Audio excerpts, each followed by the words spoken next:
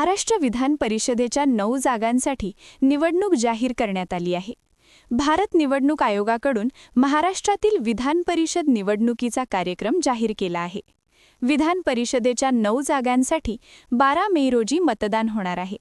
12 मे रोजी सकाळी 9 वाजल्यापासून दुपारी 4 वाजेपर्यंत मतदान होईल, तर 12 मे रोजीच निकाल जाहीर होणार आहे. विधान परिषदेच्या 9 सदस्यांचा कार्यकाळ 13 मे रोजी संपुष्टात येणार आहे. विधानसभेतील संख्याबळानुसार भाजपच्या वाट्याला 5, शिवसेना 2, राष्ट्रवादी 1 आणि महाविकास आघाडी 1 जागा येण्याची शक्यता आहे. राष्ट्रवादीकडे अतिरिक्त 13 मतं असल्यामुळे महायुतीने आणखी उमेदवार देण्याचे ठरवल्यास निवडणूक बिनविरोध होण्याची शक्यता कमी आहे. दरम्यान विधान परिषदेचा 1 आमदार निवडून येण्यासाठी 28 मतांचा कोटा आवश्यक आहे.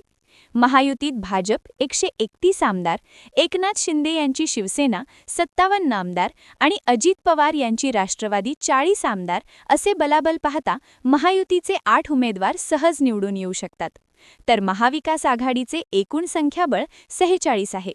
त्यामुळे त्यांचा केवळ एकच उमेदवार सहज निवडून येऊ शकतो. दुसऱ्या जागेसाठी त्यांना 10 मतांची जुळवाजुळव करावी लागेल, जे सध्याच्या स्थितीत कठीण दिसत आहे. क्या हुआ बहू? माँ, पाइल्स की बहुत तकलीफ हो रही है। तो तुम गुदरोग सर्जन के पास क्यों नहीं गई?